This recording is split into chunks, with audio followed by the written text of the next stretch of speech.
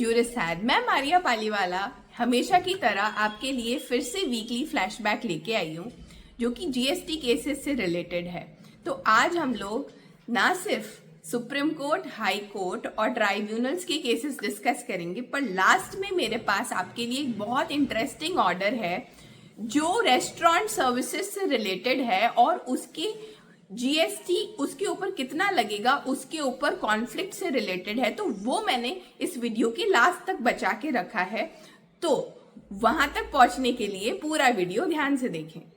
Bombay high court ने recently ये rule किया कि एडवांस रीसेट्स पे जीएसटी आईटीसी डिनाई नहीं हो सकता और section 7 of the goods and service tax act को इंटरप्रेट करते हुए कहा कि सप्लाईज वो है जिसमें टर्म होता है अग्रीड टू बी सप्लाइड।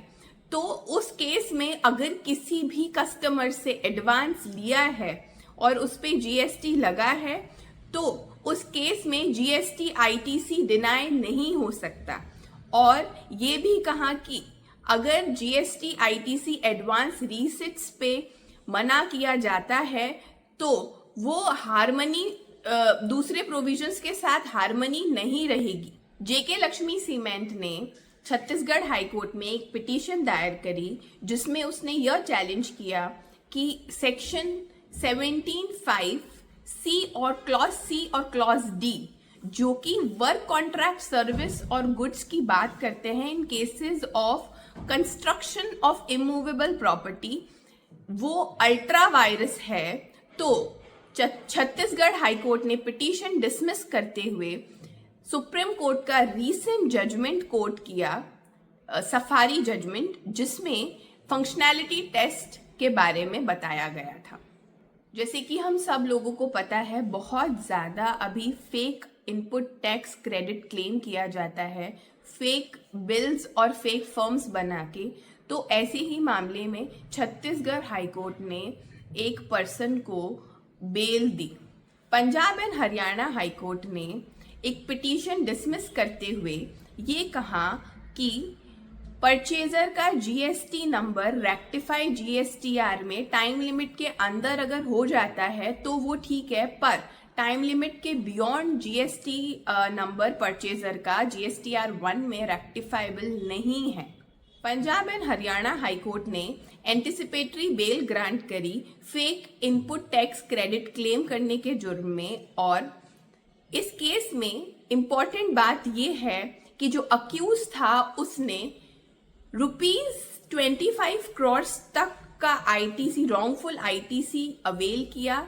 किसके बेसिस पे? फेक जीएसटी बिल्स के बेसिस पे जो कि उसने जीएसटी पोर्टल पे अपलोड किए थे। Punjab and Haryana high court ने बीएमडब्ल्यू को एक बहुत बड़ी रिलीफ देते हुए कहा कि ITC input tax credit demo vehicles पे भी अवेलेबल है। और अगर आपको इस जजमेंट को डिटेल में पढ़ना है और एआर की रूलिंग जो कि Punjab and Haryana high court ने क्वैश करी, उस रूलिंग के बारे में जानना है तो मेरा ब्लॉग विजिट करना ना भूलें www.jurisa.in। मैं अभी आपको एक बहुत इंटरेस्टिंग सी एक घटना कह सकते हैं और एक रूलिंग कह सकते हैं जो ना तो हाई कोर्ट की है, ना सुप्रीम कोर्ट की है और ना ट्राइब्यूनल की है। ये कर्नाटका कमर्शियल डिपार्टमेंट की रूलिंग है जो मैं थोड़ा सा डिटेल में डिस्कस करना चाहूंगी। इस रूलिंग में क्या हुआ, जनरली हम सबको पता है कि जो रेस्टोरेंट सर्विसेज हैं उस पे सिर्फ 5% जीएसटी लगता है। और इसमें एक डीलर ऐसे थे जो कि लोगों की हेल्थ के बेसिस पे, लोगों की रिक्वायरमेंट के बेसिस पे उनकी डाइटरी प्लान्स बनाते थे और डाइटरी प्लान्स बना के उनको वो फूड सप्लाई करते थे जिनकी उनको रिक्वायरमेंट है।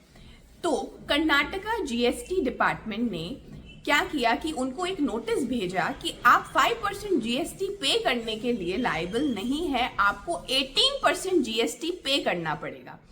वो क्यों?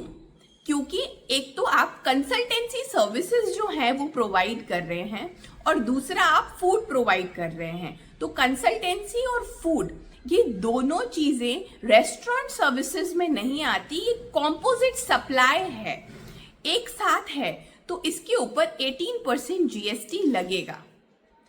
और इस रूलिंग की, इस ऑर्डर की वजह से हो सकता है बहुत सारी इंक्वायरीज जो हैं वो इनिशिएट हो। तो देखना बहुत दिलचस्प होगा कि अगर ये मैटर हाई कोर्ट में जाते हैं या सुप्रीम कोर्ट में जाता है तो इन मैटर्स पे हाई कोर्ट और सुप्रीम कोर्ट का क्या व्यू रहेगा।